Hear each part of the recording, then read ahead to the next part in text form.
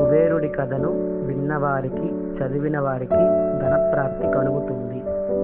కుబేరుడు యక్షులకు రాజు, సిరి సంపదలకు దేవుడు. కుబేరుడి తండ్రి విశ్రవసుడు, తల్లి ఇలావిద. కుబేరుడు సోదరుడు రావణుడు. కుబేరుడు 1000 సంవత్సరాలు కైలాస పర్వతం వద్ద శివుడి కొరకు తపస్సు చేశాడు.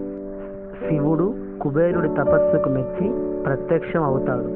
అప్పుడు పరమశివుడు కుబేరునికి సకల సంపదలకు దేవుడిగా వరమును అనుగ్రహించెను.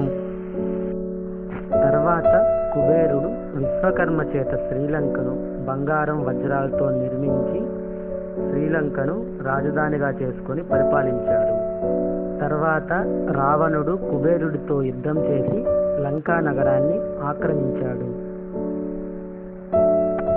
కుబేరుడి పుష్పక విమానాన్ని, బంగారు రథాన్ని రావణుడు తీసుకుంటాడు.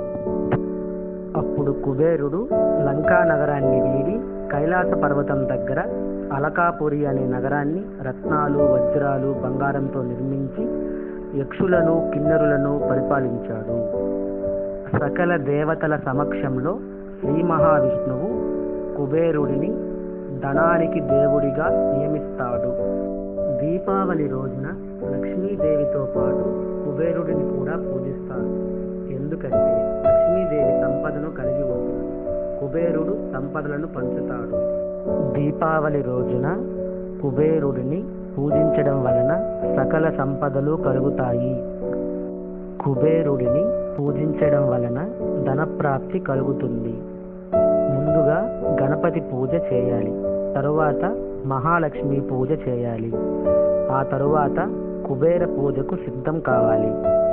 కుబేర పూజ విధానం: గణపతి పూజ, లక్ష్మీదేవి పూజ చేశాక గంధం, పసుపు, కుంకుమతో కుబేరుడికి అర్చన చేయాలి. కుబేర విగ్రహానికి షట్సోపచార పూజ చేయాలి. కుబేర మంత్రాలు, లక్ష్మీ కుబేర స్తోత్రాలు పఠించాలి. పంచామృతాలతో నివేదన చేయాలి.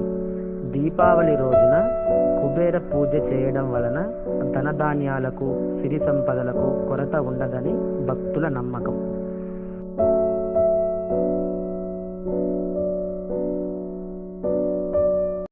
Thanks for watching. Please subscribe.